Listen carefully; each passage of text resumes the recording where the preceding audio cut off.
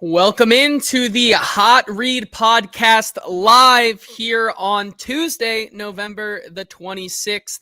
I am your host, JT Ruhnke, writer and reporter here at Broadway Sports Media. You can follow me on Twitter at JT_Ruhnke. Once again here, joined on a Victory Tuesday by Stoney, Keeley, my lovely co-host, editor-in-chief over at Sobros Network, part of the Football and Other F Words podcast, and co-writer over at Stacking the Inbox. Stoney, happy holidays. We're getting into that season here, but right before we get to Turkey Day and Thanksgiving and all that good stuff, we got to jump on here and celebrate a wonderful Titans Victory Tuesday that if you listened to the show last week, you shouldn't have been surprised to see it all because, might I add, I think we pretty much nailed it right on the head on Friday's show. Yeah, I don't feel like I often get things that right, but I was watching this game at the Chili's in Cool Springs. Wow.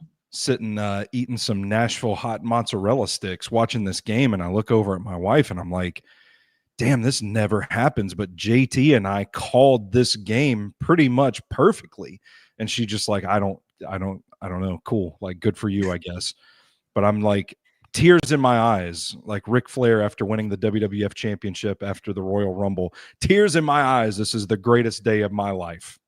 Yeah. I mean, well, first of all, how are the Nashville hot mozzarella sticks? I see them all over my TikTok and everything. Are they so as advertised? Are they good? Like, it's like if you Now, did you get real quick? Did you get them as on their own, or did you get them part of the viral triple dipper that I continue to see? And obviously, we're not sponsored by Chili's, but I'm curious about this because I see it all the time. It was a triple dipper. And we got the Southwest egg rolls and the honey chipotle crispers to go with it. I feel like I'm disqualified from reviewing Nashville hot anything because I will make my own Nashville hot paste, my own recipe, and then I'll just like dip a Hawaiian roll in the oil and eat that. So like I have the palate of a raccoon. So I shouldn't be charged with rating food, but I liked them. I thought it was really weird, just a glob of cheese with Nashville hot seasoning on it. It was pretty wild. Hey, that's great. And, maybe a perfect primer before you get into Thanksgiving Day food, obviously. Couple show notes here. If you are joining us live, either on Twitter or Facebook, do us a favor and head on over to the Broadway Sports Media or 440 Sports YouTube channel, where you can join people like TJ and Chef Ran and Kenneth over in the comment section. TJ saying tighten up or not at all. Chef Rand saying Callie is a miracle worker. Denard is a genius.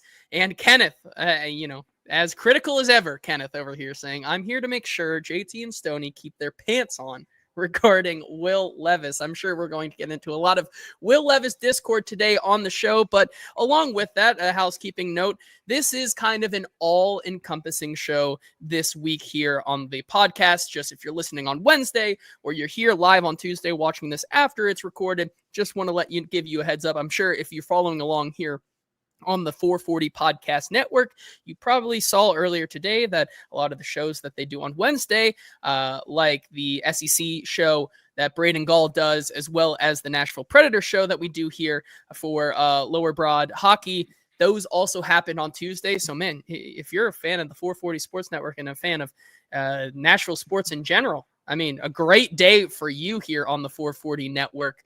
But this does mean that because we both have some obligations here coming up with Thanksgiving, we won't be doing a show this Friday, just not enough time in the busy holiday schedule. But don't worry, because if you're a fan of the 440 Podcast Network, Paul Kaharski is going to take care of you this week on Friday. I believe he's doing his show this week here on the 440 Sports Network on Friday. So that's kind of the schedule this week. But this is the only show we're going to be doing this week. So we'll make sure to touch on the Texans game, give you a little bit of a preview into this Washington Commanders game, and also do some best bets for Thanksgiving, because that's what we do here on the Hot Read Podcast. And before we start that, we just got one more victory lap I have to do, because our best bet, Stoney, I told you last week before we started, it felt like we were finally hitting our stride with our bets.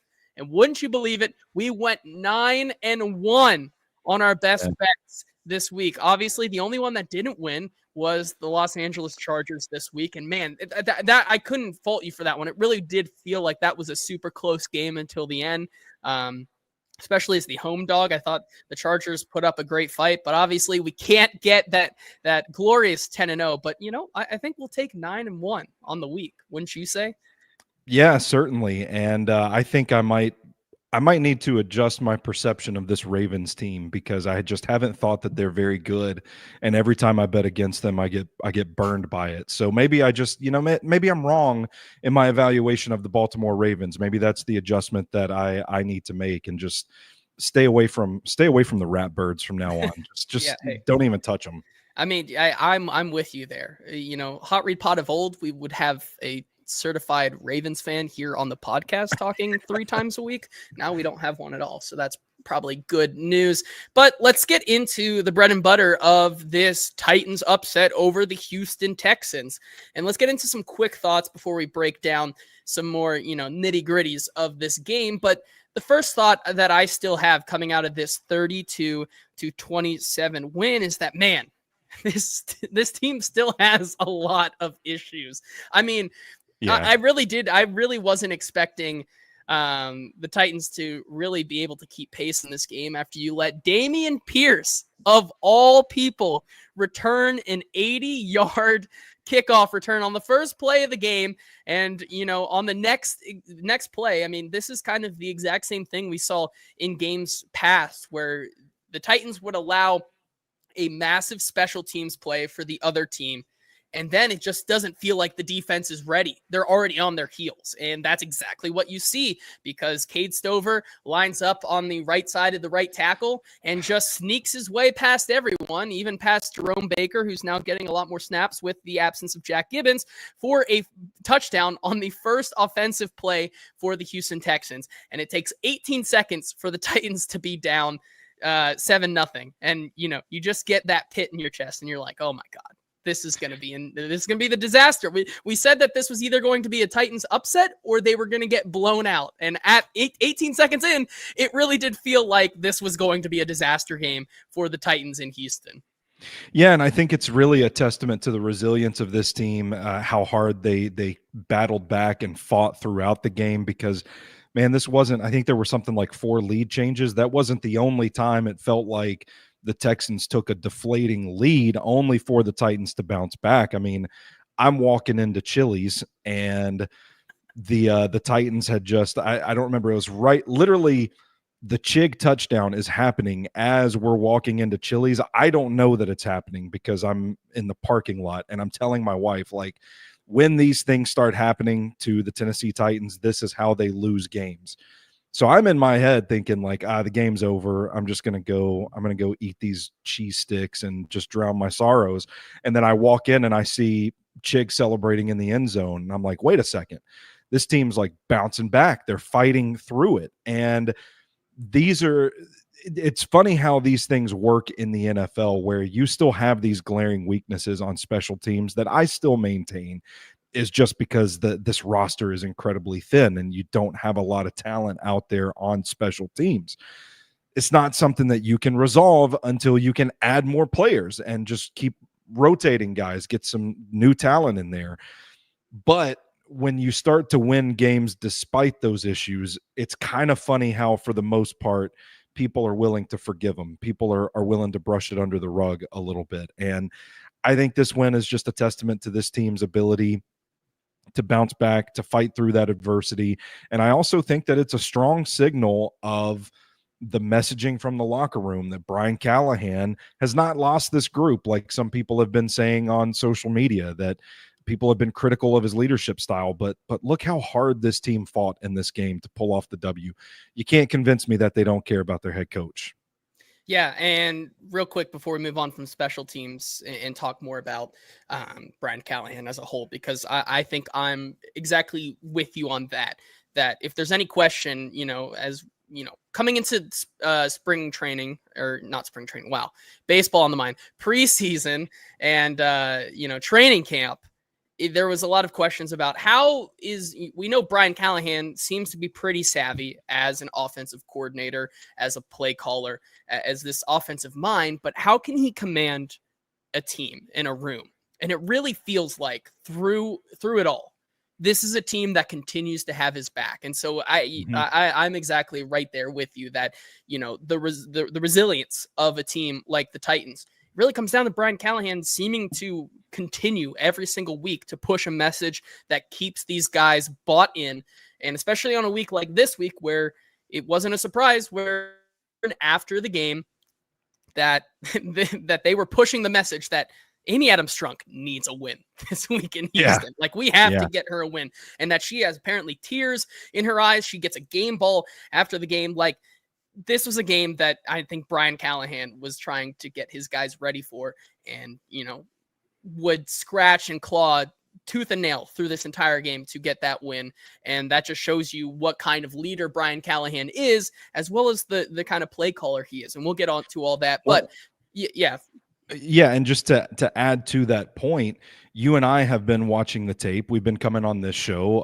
Our buddies Zach and Easton have been watching the tape, doing their shows. We've been talking about the bones are good for this offensive system, and you can use that in the classroom when you're trying to teach guys. You're reviewing tape. You see, as a player, like, you see these instances on tape, like you and I see, where, man, if this just would have fallen a certain way, if protection had just held a second longer, then this would have been a massive play. Like, those are positive things. It's not like this doom and gloom that some people think it's been, just because the record's been bad. The plays have been there on the field to be made. They just haven't executed upon them. So from a motivational standpoint, it's easier, I think, if you're a player, to say, hey, this stuff's working, we just got to hit on it a little bit more.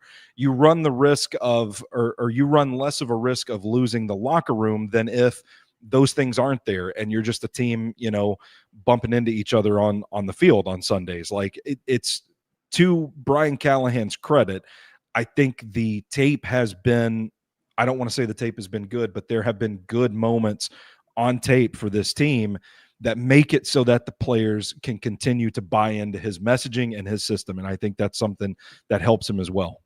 Yeah, I totally agree with you here on that one. Kenneth in the comments here saying the Titans team resolve has been really impressive. They have been fighting for Callahan. Awesome to see. Eddie saying that dog, she, referring to Amy Adams-Strunk, hates Houston. I respect the pettiness. I do too. I think that, well, you and I are world-class haters. So yes, anybody that's going to get in on the pettiness, gotta respect it. I'm here for gotta it. respect it. Gotta talk about it.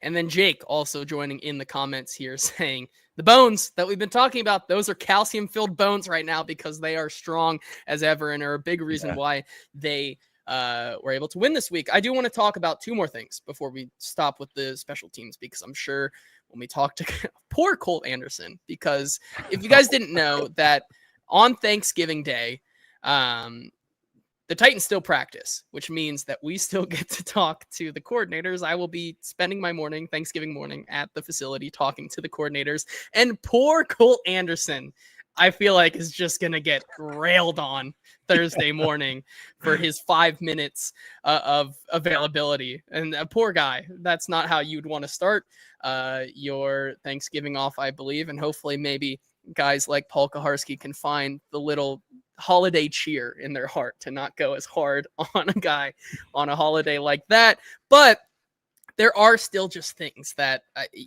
you don't really like to see, and things that I think we kind of could have seen coming as well. TJ with a great point in tongue in cheek, but he says, I choose to take it as Cedric, being Cedric Gray, just wanting a hug, and Damian not being a hugger, wanting to avoid it at all costs. Obviously, I posted this on my Twitter account earlier this week as well, talking about on that play, the first play from scrimmage, Cedric Gray's first snap, of the season, just cannot wrap up Dameon Pierce and allows him to bounce outside when the play should have been over. And that exactly led to what ended up being an 80-yard start for the Houston Texans. And so as much as people want to keep saying, let's see what Cedric Gray has, let's see, I mean, that's pretty much, as I said, I've really have not been that high on seeing Cedric Gray get a lot of looks, because that's literally his first action he's seen since he's been here. Like, he did not play in the preseason.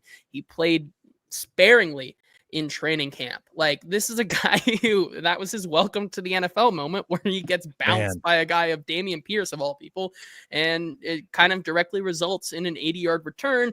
As well as one more thing here on the special teams, I do just want to point out, because I don't think this is going to fit anywhere else in the show, that the Titans signed wide receiver Stanley Morgan to the practice squad. And, that's, future Titan Stanley Morgan. Already can see the tweets when he shows up somewhere else. But real quick, just kind of talking about the by Morgan, 6 foot, 205, is a veteran of 5 NFL seasons, all with Cincinnati. So there clearly is a connection there with Colt Anderson, with Brian Callahan. Over his NFL career, he has totaled 5 receptions for 29 yards. And that really doesn't matter, because this is where I think is the big news for the Titans. While also posting 30 special teams stops. Morgan led the Bengals in special teams tackles in both 2021 and 2022, registering 11 stops each season. Certainly seems like, to your point, Stoney, it feels like this team has just not necessarily been good enough and does not have the bodies on the roster to put up a decent fight on special teams. And it certainly seems like, at least, the Titans are going to continue to try and fix that special teams position here with churning dudes like Stanley Morgan. And exactly. It feels like they're churning dudes, especially with the IR, with L'Jarius Sneed and Jack Gibbons going to IR. Certainly there is room to churn guys like a Stanley Morgan. So we'll see if that has any effect there as well. All right. I think Stanley Morgan is the latest witness protection Titan, like Quentin Bohanna. Yeah, I don't think Stanley Morgan is a real player. Yeah, right. I think I'm with you there as well. I've already forgotten the other one, Arlington Hambright or something. Yes, I think that was it. Arlington Hambright. What is he up to now? I don't even know. They're not real anymore. people. It's a glitch in the matrix. The simulation is breaking. Yes. Bleeding through dimensions. Yeah, very interesting. But we'll see if he can make an impact. I don't know. I mean, his resume precedes himself. If he was able to do it in 2021 and 2022 with Colt Anderson and these guys, maybe that he can be a positive addition there. 2 other things I want to talk about, is terms of like this team still having its issues.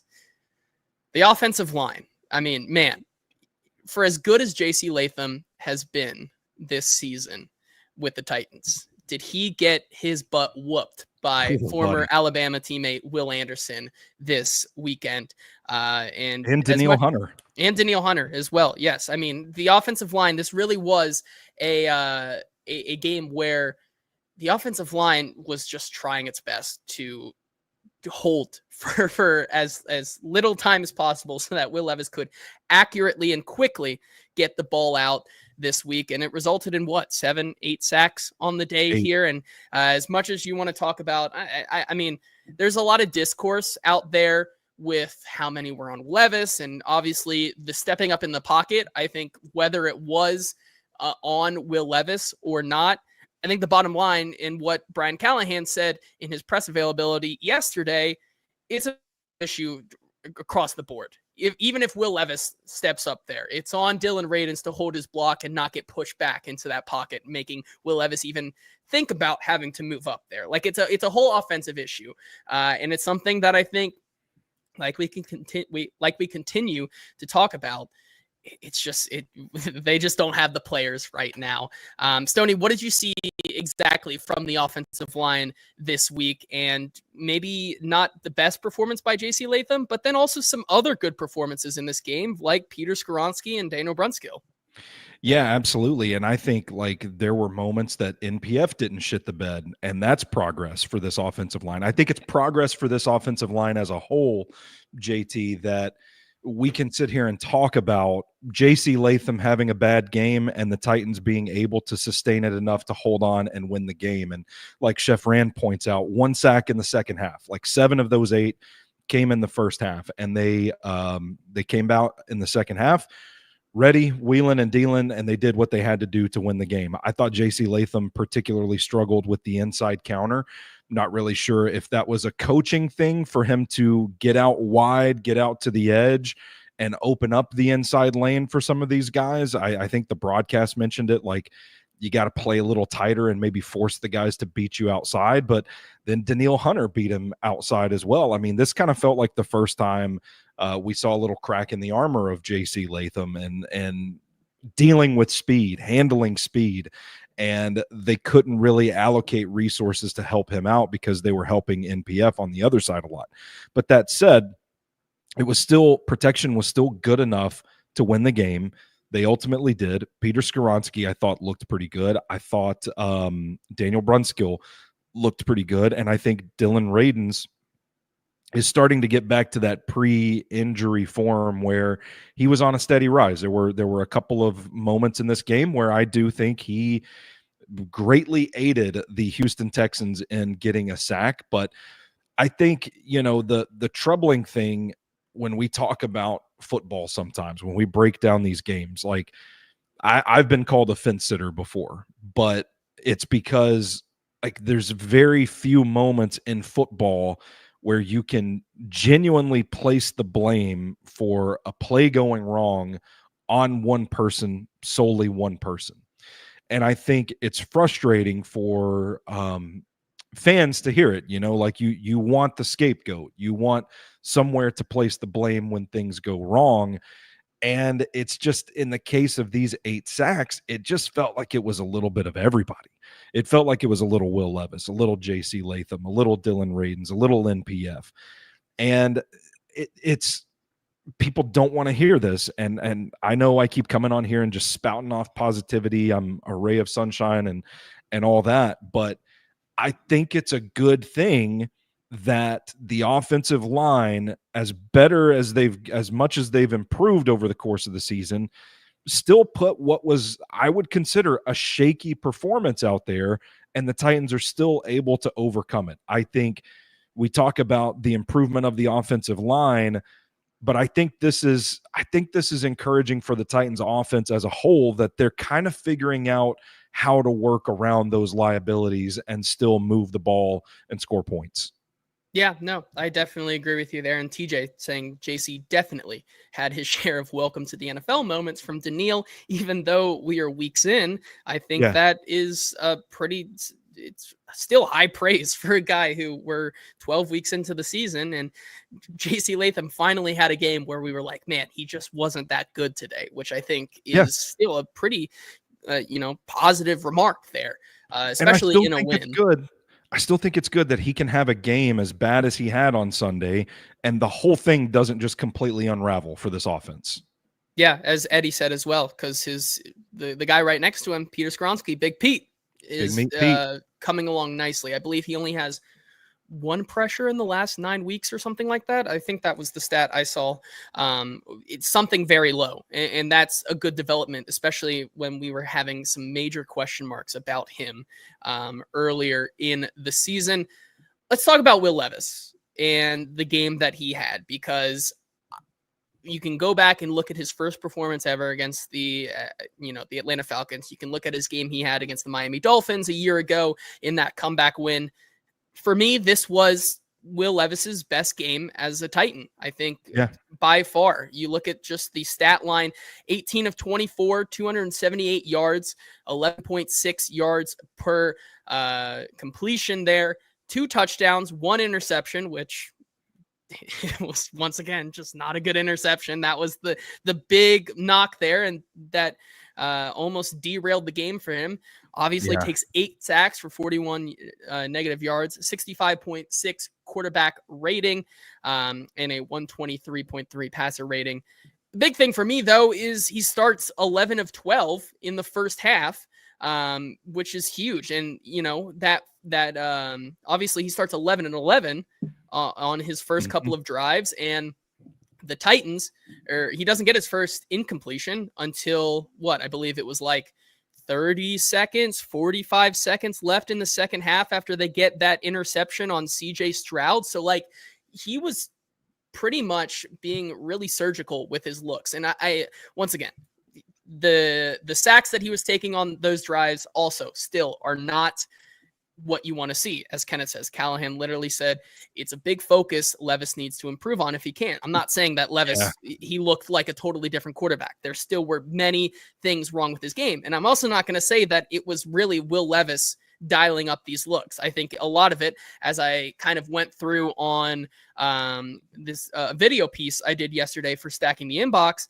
a lot of it was the play calling from Brian Callahan, getting him those first read targets to Calvin Ridley, getting that ball out on design screens, a lot of manufactured looks for Will Levis in this game. And I think that has to do a lot with what Brian Callahan was able to do in his day yesterday. But mainly, you know, Will Levis still, if you can get that kind of performance out of him, you can kind of work with it. Like that's a kind of a performance where even if he has those bad moments, to see him bounce back yesterday, I think from those moments is still what I really like to see. And so continue with this conversation. Here's what Brian Callahan had to say about Will Levis's performance yesterday. I hesitate to make any proclamations of anything like that, but I've just been really happy with the way that Will's progressed. He's played winning football from that position really over the last 3 weeks, and it's just like to see it continue. And I think there's some things for Will that he can do better. There's a couple of things, just even progression-wise for him, or getting his eyes to the right spot faster, to where he could play really well. You know, he played a really good football game. I think there's another level for him when it comes to finding the completion, taking less sacks. Some of those things were situational. I know one or two of them we were sort of in field goal range, and I was very kind of strictly instructed him to, make sure we're being smart with the football, and he's just trying to make sure we didn't take any major losses. So one or two of those, he just sort of runs up in the pocket. But I think everything that he's done, the progression he's shown, the growth that he's shown is really encouraging, and I like to keep it going. And I think there's still, again, another level that we can get to and unlock. And I agree with Callahan there. There is another level when you talk about, maybe some more sitting in the pocket, being able to determine a lot of those decisions and, being aware of where you are in the pocket and making those decisions versus standing in there, throwing the ball away, or, making those runs, which we've seen kind of become those sacks at times. But you still just can't discount that the arm talent and what Will Levis has been able to do specifically in this game as well. When the Titans pick and choose their moments, Will Levis, for the most part, has really delivered in the past 3 weeks, but especially in this game. Yeah, and I think Brian Callahan's doing him a tremendous favor in his play design and his play calling. Like the chunk play that went to Calvin Ridley down the field, like that's a scheme, that's a matchup thing. Like they're running the ball well this season, so opposing linebackers are having to key in on Tony Pollard. Tony Pollard is a huge piece to this thing, a huge supplement to what Will Levis is doing in the run game. And so you get three guys deep against a cover three type of defense where you have defenders defending deep thirds. You have NWI outside, Tyler Boyd on the other side, and Calvin Ridley in the slot. By the time those three receivers get down to the deep thirds, you've got one-on-one matchups because you've sent three wide receivers deep. Derek Stingley's defending NWI. Across the field's Tyler Boyd, leaving Calvin Ridley one-on-one with a safety that is not Jalen Petrie, because Jalen Petrie was out of the game at that point. Levis has the arm talent to hit those throws. And as they continue to run the ball effectively, it holds linebackers up so that they're not going to drop and go down the field with these receivers. And you can play this sort of numbers game to your advantage and create matchups. And Levis is starting to see those matchups. The protection is holding up long enough for him to hit those throws.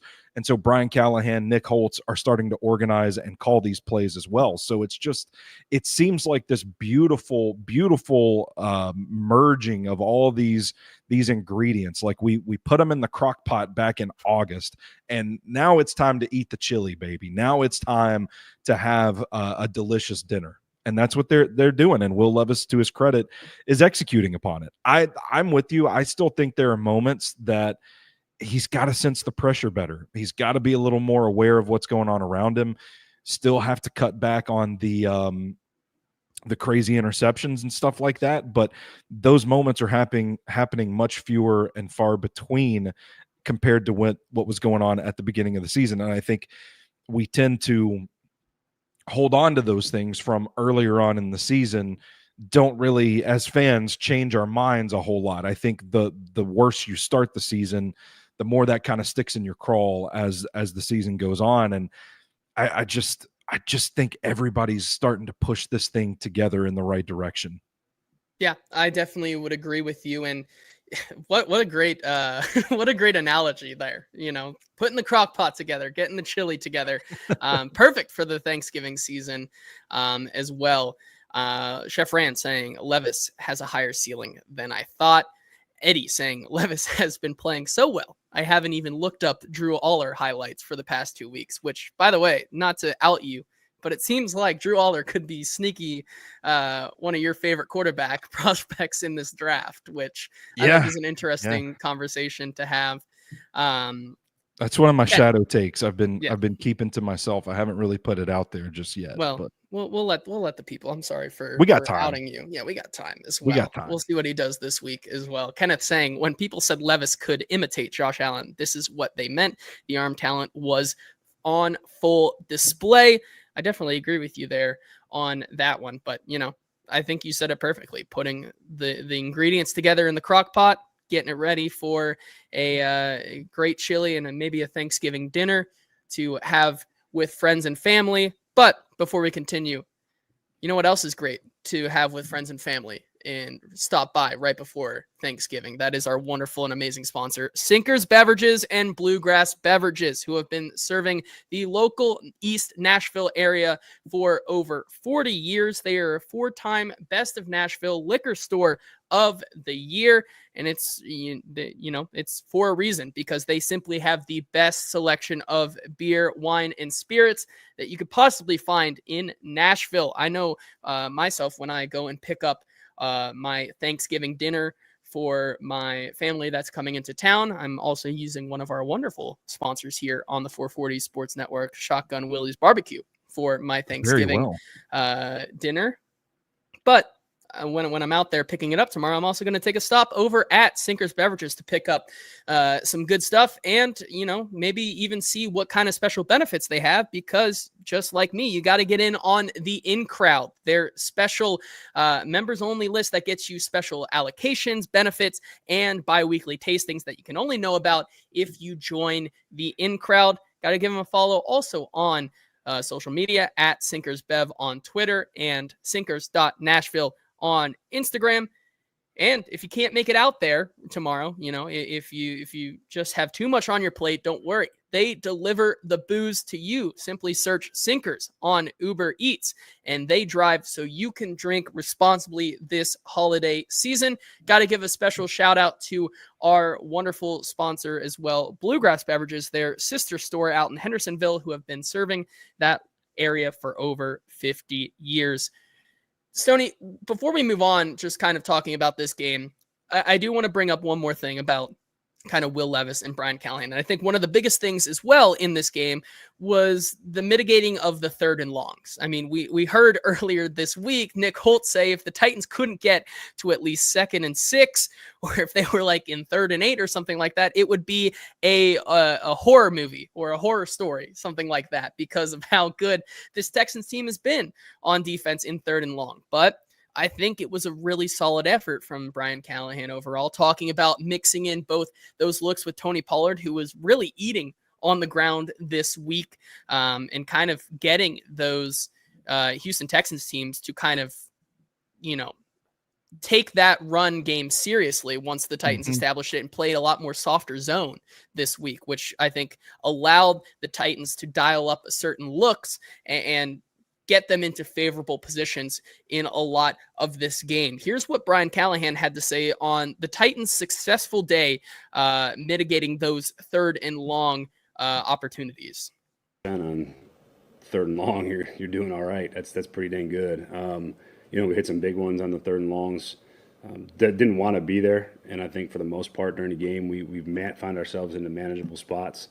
But yeah, when you get a chance to convert those long ones, those are those are sort of backbreaking too for a defense. You know, when you give up a 3rd and 12 or a 3rd and 14 and you give up a 63-yard post route, you know, those are kind of a punch in the gut on a defense. So being able to convert those was great. I would have liked to have not been in those spots as often as we were. We were trying not to be. But, you know, when you get in those spots, you got to make the most of it. And going 40% on 3rd and 7+ or whatever it was is a good day when you're in those spots. And, again, we didn't want to be there, but we executed well when we had to. And I think that is a testament to both Brian Callahan and Will Levis. The ability, you know, when we talk about this Houston Texans team being super just threatening on those 3rd and distance situations, the kind of attention that the Houston Texans had to give to a lot of these receivers and the kind of plays that Brian Callahan was calling really just goes back to that point about the bones of this team kind of showed up and everybody was executing with what Brian Callahan can really bring to the table, which is an explosive offense that keeps the defense guessing. Yeah, absolutely. And I mean, you see the results when things are clicking, when they are efficient on 1st and 2nd down, and they avoid those situations. Like, this is what the offense is supposed to look like. This is what we all thought when Brian Callahan was hired that we would be seeing this season. It just kind of took us a little bit of time to get here. But I go back to what I said about Tony Pollard and the run game. It's that even in losses, and if you want some real positive spin, some real silver linings here, even in losses, you can go back to earlier in the season. They were running the ball effectively. And you and I came on this show and we talked about, why aren't they doing more runs out of 12 personnel? Why aren't they leaning into the run? It's working. It's been on tape enough that defenses still have to respect it. Maybe, you know, it wasn't the most dominant rushing performance against Houston on Sunday, but the threat of the run from which they had seen from this team throughout the season leading up to that game, it held linebackers' eyes and forced their attention underneath, and it allowed things to open up down the field. Now, how defenses adjust to this moving forward is going to be something interesting to watch, because it's the NFL. There's going to eventually be a counter for that. And then the Titans and Brian Callahan and company are going to have to counter to that as well. But for where we are right now, it's the work that's been put in this season and the positives that they have put on tape that teams are starting to play to, and it's allowing them to do other things that are spiraling out of that. Yeah, I definitely agree with you there. Just so much good from the offense in this game. And I think that's where we're going to move on to our next section of the show. Something that we started last week, which I think a lot of people really enjoyed. Oh my, man, that's what I need for Christmas. I need a new ring light because it just goes off whenever it wants. A new segment that I think a lot of people enjoyed. They told me that they really enjoyed us doing this. And that is, once again, ladies and gentlemen, bringing back the wonderful picture, the Notebook with Stoney Keeley here, talking about what the biggest things I think as well in this game that really helped out, and some just honorable mentions to the things that went right in this game for sure. You got to start off with T'Vondre Sweat and what he was able to do. I mean, this is kind of what we talked about on Friday, you know, kind of talking about a guy who, if you can get the interior pressure on a pretty gettable offense, like the interior that the Houston Texans have with T'Vondre Sweat and Jeffrey Simmons, you're going to get CJ Stroud into those moments where he just doesn't, you know, see himself be that top 10 quarterback. And that's exactly what you saw this week between CJ Stroud not looking the greatest, and also Joe Mixon, who has been by far their most efficient and effective offensive piece, kind of gets shut down the entire day. Yeah, absolutely. And it's incredible, man. The way I phrased it, the Titans as a unit, they defended the run like they had pride in run defense. All right. Like, that was okay. Jeffrey Simmons in the locker room after the game talking about nobody runs on the Tennessee Titans. This was that game. Like, this is what you expect to see from a team, a unit that says that. And T'Vondre Sweat, man, like, I'm so happy to see him get his first career sack, because he's been playing pretty well, but he does a lot of things that don't really show up in the box score. And I think that's the biggest thing that contributes to a lot of people that just kind of think he's just a big run stuffing nose tackle type of player. And I just don't think it's true. You can watch the clips that we're showing here if you're watching live with us on YouTube, Twitter, Facebook, or all that. The use of the hands. I mean, first of all, these Texans interior offensive linemen, they can generate no push on him. I mean, none whatsoever.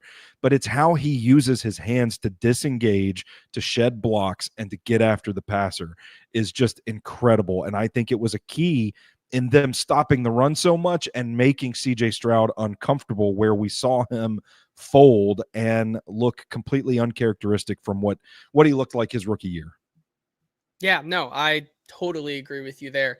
It's, man, I mean, you just look at what some of the things they were able to do in this game, especially against Jared Patterson. I mean, T'Vondre Sweat had his coming out party, I think, in this game. And once again, it's just, oh my God. It's tough to really say that he had his coming out party, because, you know, with the way that he plays on the interior, it's for him to get some of the numbers that say, man, this guy ate them up. And he's not going to really feel like he's ever going to get the numbers and probably the respect that he deserves, but it's what he does in between the stats, in between the lines, that generates that pressure to make a defense as a whole look really, really good, I think, is what I found so impressive in this game. And I agree with you, just the way that he was able to manhandle this game. I think Jeffrey Simmons also probably had his best game of the season as well. As Kenneth says, this was the vision of Simmons and Sweat together. And I think that when you look at the rest of the season, yet another matchup with the Texans, another matchup with the Colts, another matchup with the Jaguars, you're going to see a lot more of this the rest of the way here as they continue to get more and more confident in themselves, as well as, you know, face some offensive lines that may not be the most, you know, the most unbeatable that they've seen already this season.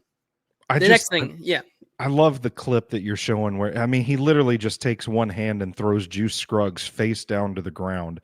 And then there's another play that, like, he just kind of like moves laterally, takes a step laterally, and just washes out two offensive linemen. Like it's nothing. It's incredible, man. I love watching him play, and I'm just happy for him that it's translating to production in the sack department now. Yeah, I agree. And so going back a little bit, that's obviously the flowers I wanted to give to the defense on this side, because I think they by far had the best day of anybody on the defense for the Titans this past week.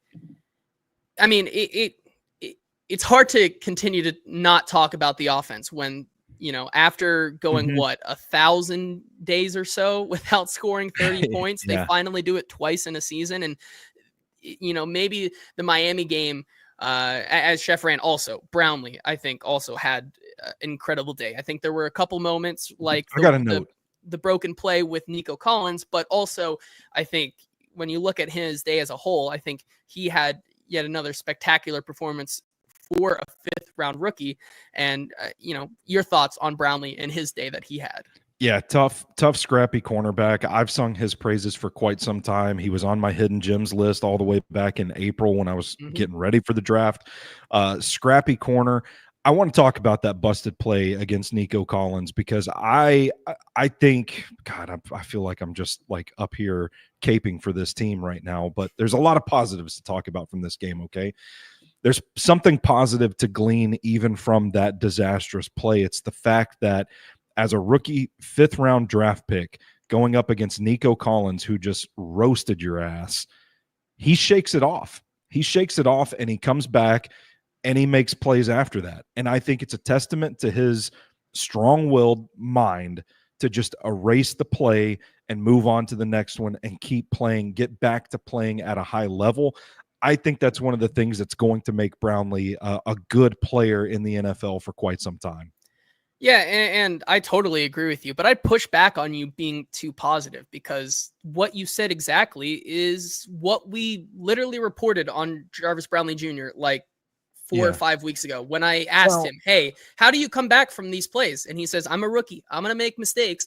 And he says verbatim, but it's the way you bounce back that really matters to me. And that's the emphasis that we've seen from him. So like, I don't think you should be too hard on yourself when we've literally been saying that this is how this guy operates and plays every single week anyways, and that's just makes it so much sweeter to see how he's literally becoming the steal of the draft, in my opinion.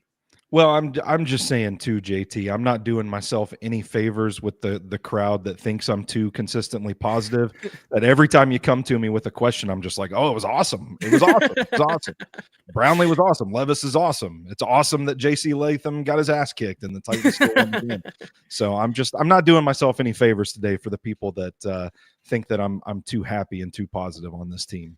Well, I hate to burst your bubble, but I'm going to move on to something that I also think was incredibly awesome in this game, which was Brian Callahan's second drive, which I think was an absolute masterclass of a drive for Brian Callahan. This was the drive that I did a video for over on Stacking the Inbox yesterday, where I kind of went play by play and kind of described why I think it was so good. On this drive, you just talk about the ways that they were able to mix up what they do so well, between Calvin Ridley getting those first read targets against Derek Stingley, kind of taking some of that pressure off. His first 2 targets of the game, the first one goes to against Derek Stingley, where he makes a great move, gets them into that second and short position there. But then you bring it up as well, just getting Tony Pollard into some of those positions there where you have him on the early screen plays, where you have, like we've been talking about, Dylan Radins and Daniel Brunskill and that Bill Callahan push and pull scheme, where you just get them out into space here. Where, as Eddie says right here, Stoney really opened my eyes to how complicated Bill Callahan's blocking system is. All these guys are probably still mastering it. You really saw a lot of that work pay off on this drive. I think this is the play right here where you can take a look at it. Calvin Ridley motions out a little bit more.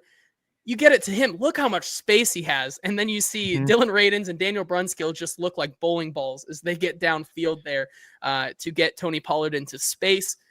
And then on top of it, sorry for going on. It's just, I think this is how great this drive was. We talked to Nick Holtz on Thursday, where I asked him, how do you manage the mundane, which I would call this pretty mundane play calling so far? How do you manage that with the explosive plays that you've seen Will Levis make and successfully make over the last 2 weeks? And Nick Holtz said, when you're facing a front four like this, it becomes a foot race between getting the receivers to their spots and that defensive front getting to you and the quarterback. And so we have to pick and choose where we're going to take our spots. And when we do it, we have to hit on them.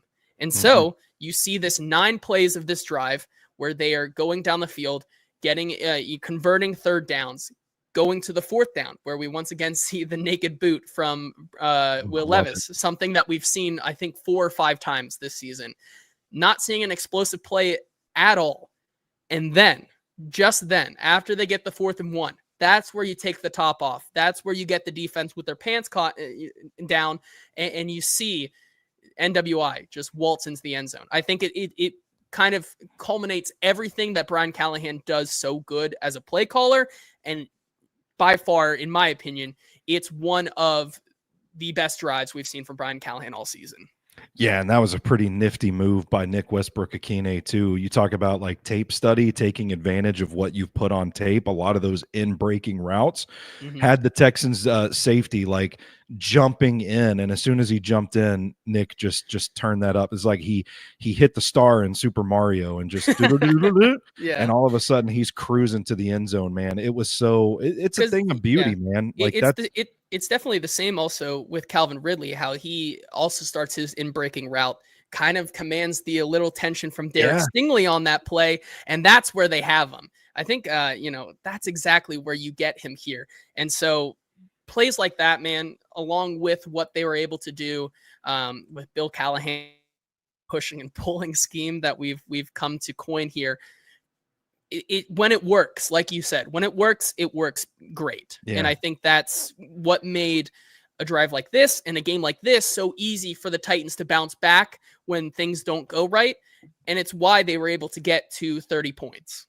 Yeah, and I don't want to get too into the weeds. You tend to lose people when you get too into the weeds, but like I'm studying like trap run concepts. There's been a bit of a renaissance, and I'm like looking at Bill Callahan's trap plays, and I'm like, he's put like Tyler Boyd on the end man and having JC Latham climb to the second level. And I'm like looking at all this stuff. I'm like, okay, both of the guards are pulling here, and I'm trying to make sense of like who's going where. And I'm just ultimately like, what is this even trap? Like I've got to go back to my reference notes that I have, and I'm like, I guess this is technically trap, but I don't know what this is. It looks like I'm reading like the blueprints for some, hieroglyphics. Yeah, I'm not hieroglyphics. I'm a caveman in a cave somewhere trying to make sense of the drawings on the wall. Yeah, no, but I think those are the things where, like you said too, I think it's a perfect representation of what this Titans team can be and the things that they do so well. If you get them to put it together like they do on that drive, it really is hard. It's crazy to think that this team can absolutely dictate the pace of play. And when you get drives like that, that's exactly what you're seeing there. And so I do think that is one of the best things we saw on Sunday for sure. Couple of comments here as well before we continue on. Roshan saying Brownlee is nails. Objectively, a competitive starting corner already. Think he can be a high-end number 2 eventually. Roshan also saying, I love when we don't overthink it and run sneaks with our giant oaf of a quarterback. That's the good stuff. And I think that's another development you've seen from Brian Callahan over the past couple of weeks. Yeah, I want to add a comment real quick about Bill Callahan's run scheme for any of the film nerds out there that might be watching. Watching Bill Callahan's run scheme sometimes is like trying to have the is it inside zone or is it duo conversation on every single play. Yeah, I definitely agree with you there on that one. And so that's going to do it for the notebook this week with Stoney Keeley. Just a little, even though Stoney doesn't want to get into the weeds, I love getting into the weeds here on the show, and that, time to shine there. We got about, I would say, 8 minutes or so left. So obviously we're not, once again, if you're joining late, this is our only show of the week because of things changing around here at 440 because of it this week, and just going out of town and things like that. So let's do a little bit of a look ahead to what the Titans are facing against the Washington Commanders this upcoming week. I had 3 big questions that I just want to throw out there that the Titans have to answer in this game. And it's a game where I think Kenneth brings up a great point here. He says the biggest question I have left is consistency. It can't just be an Atlanta Falcons or Miami game every 8 games. You did it, do it again and again. And I think we've seen kind of some of the shine come off of this Washington Commanders team who has lost 3 straight. Titans still going into Washington as a 5.5-point underdog this upcoming week because I think there is still a lot of things that this team does right. And so I will just lay out my 3 big questions this week that the Titans have to answer. Stoney, if you agree with some of them, have some of your own, feel free to join in here. But starting with number 1, obviously, it's containing Jayden Daniels and the way that he uses his legs. That's been a big problem for the Titans all season. You look at the different types of quarterbacks they've gone up against, like a Malik Willis, like a Drake May, like a Justin Herbert, all these guys who they really haven't put a lot of attention to on the way they run the ball. Well, it kind of bit them in the butt over the past couple of weeks when going up against these mobile quarterbacks. Now you have a guy whose bread and butter is running. It's no longer just a side effect of the quarterback play. It's a big thing here for Jayden Daniels to stop that run, and I think that's one of the biggest questions that the Titans will have to answer if they want to win this week. It's how are you going to stop Jayden Daniels? Would you agree? Yeah, absolutely. And I would add also that this is going to be the best rushing quarterback that they've faced all season long by far. I mean, this guy's having a pretty damn good rushing season for a quarterback. He's really quick, really tough to bring down in the open field, pretty electric runner. I think it's going to be a rough game for him if they're allowing him to hit these big runs. And we saw the run defense really bow up last week. I think it's an offensive line for the Commanders that this defensive front should be able to get some wins against. I think if the linebackers, Kenneth Murray has another game like he had against Houston, really, like I said, defending the run with pride, like getting out to the flat and just nipping those screens in the bud, filling gaps and just crowding the line of scrimmage and just preventing a hole from getting through. It's going to be it's a better offensive line than what the Texans had in the middle last week, but it's still a winnable matchup. They can't afford to let Jaden Daniels get loose, because then everything blossoms out of Jaden Daniels successfully running the ball. And while I don't think they've had anyone outside of Terry McLaurin really step up and seize the number 2 spot in this offense, they have some guys that can make plays. It's a really good running team with Brian Robinson, Austin Eckler. Austin Eckler might be hurt. I haven't even looked at the injury report. Somebody in that backfield is hurt, but I think both of them are. I think we saw Brian Robinson leave that game with an ankle injury. Yeah. Tried to come back, couldn't, and then it was like the last 2 plays of the game, Austin Eckler takes a scary hit. So that'll be one to watch on, which we'll both have updates on that on our Twitter pages probably this week. So give us a follow over there. But they can't let this run get going. And I think that's probably the key on defense for me.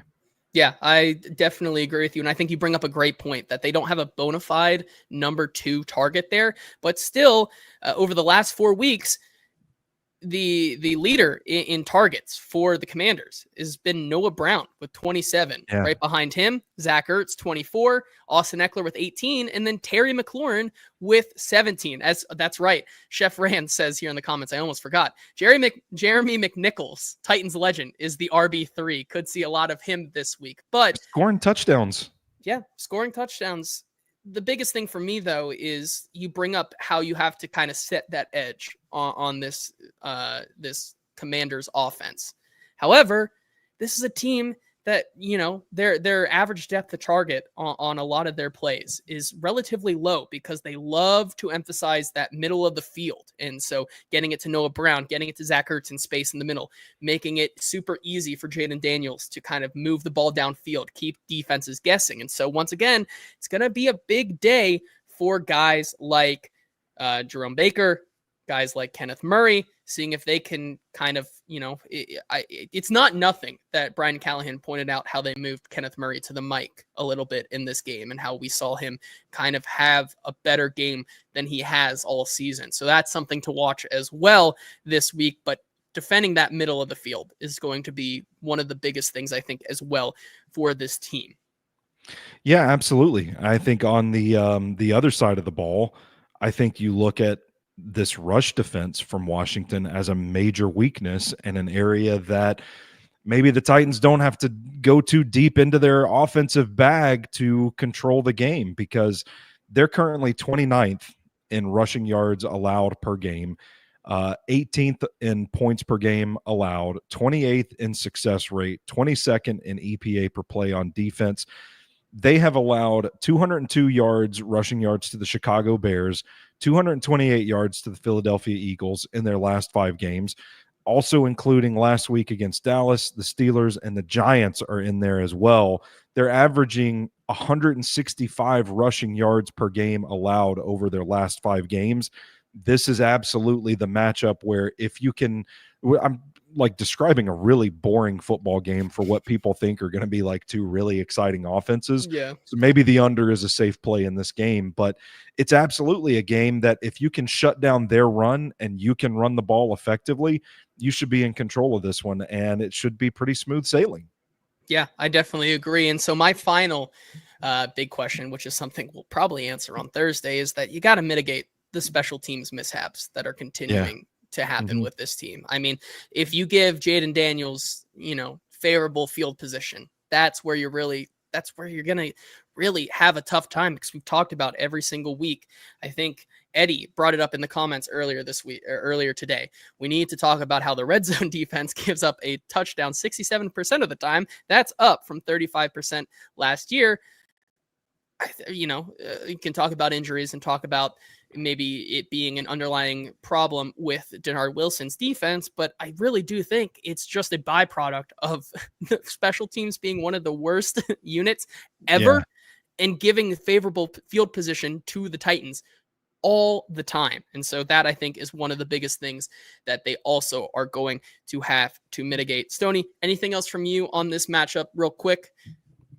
I do want to say that the Washington Commanders had some pretty big special teams mishaps last week as well. So like, who's going to bottom out here? Is this a potential get right game for Titans special teams? Who knows? If Washington's going to be the team shitting the bed on special teams, maybe the Titans can capitalize that and get right in their own regard. Yeah, I definitely agree. And so that's going to do it for our quick preview of that game. And right before we go, I know we're about to go over time here on the hour. Thank you if you're still watching and listening to us. We appreciate you here. Give us a like, give us a subscribe, follow us on our podcast page. It all helps to grow the channel and get more wonderful people in here. Can't leave this show without continuing a wonderful tradition we have here on the Hot Read podcast, talking about our favorite bets for Thanksgiving. And we have a few here to bring up. Stoney, I'm going to let you go first because you have a Turkey Day parlay, anytime touchdown parlay, that when I look at it, I really, really like it. Let's see what you got. Yeah, I'm going to go a touchdown from each game so you can sit and enjoy football all day and have steak in the game as well. I'm going to go with a Jahmyr Gibbs anytime touchdown, a Tyrone Tracy anytime touchdown, and a Jayden Reed anytime touchdown. I'm kind of thinking it might be tough scene for the Miami Dolphins, and I don't know who they have that's going to be able to defend a player as versatile as Jayden Reed, and the situations, the matchups that Matt LaFleur puts him in. I think it's a really good spot for a Jayden Reed touchdown in that game. Tyrone Tracy, man, he continues to run hard. It feels like he pretty much is the Giants offense at this point. I think the Cowboys are going to be riding high after that win against the Washington Commanders. Slip up in the run defense, Tyrone Tracy's going to get through, and then Jahmyr Gibbs' speed, getting to the edges on that against that Chicago Bears defense. I just think it's a good matchup for the Detroit running game that's scoring, running the ball pretty effectively like right now. So I'm going Tyrone Tracy, I'm going Jahmyr Gibbs, and Jayden Reed to score a touchdown on Thanksgiving. Yeah, I love it. And then I have either against the spread or over under pick here for all three games. First of all, in the Detroit-Chicago game, I believe the Detroit Lions are 10.5-point favorites at home on Thanksgiving Day. Yeah. It's a little too rich for my blood, so I'm going to take the over in this game, 48.5. It's a pretty big number, but I do think that what Thomas Brown has done for this Chicago offense is definitely a step in the right direction. Caleb Williams is playing better. So I think you're going to see a lot of points being scored in this game. But if you still don't, or are still not convinced, the over has covered in 8 of the last 12 Thanksgiving games played in Detroit. So that's a pretty favorable trend there for you. High scoring matchup is likely in that one. In the Giants-Dallas game, I'm taking the Giants plus 3.5 because just like you, I think this is a ride high spot for Dallas where they are going to let down. Not only that, but I do think that Tommy DeVito not being 100% means that we potentially get to see Drew Lock in this game, who I think is a massive quarterback upgrade over Tommy DeVito in this one. So I like the Giants to cover that 3.5 spread there. And then in the Green Bay Miami game, I'm taking Green Bay minus 3.5, even though the Miami Dolphins have won 3 in a row. Guess what? It's a night game in Lambeau. the Dolphins just simply can't play in any game under 60 degrees. And so because of that, I'm going to take Green Bay minus 3.5. To recap here, the over in the Detroit-Chicago game, 48.5. Giants plus 3.5. Green Bay minus 3.5. And then an anytime touchdown parlay, Gibbs, Tracy, and Jayden Reed. And that's going to do it for this packed episode of the Hot Read podcast. Thank you once again to our wonderful sponsors, Sinkers Beverages and Bluegrass Beverages. If you're in need of a last minute fix or help for your beer, wine, and spirits needs, head on over to Sinkers Beverages. They will hook you up to get you right for the holiday season. And that's going to do it today on the Hot Read podcast. For Stoney, Keeley, we will see you next week. Have a wonderful Thanksgiving and enjoy this weekend with your friends and family. We will talk to you on Tuesday.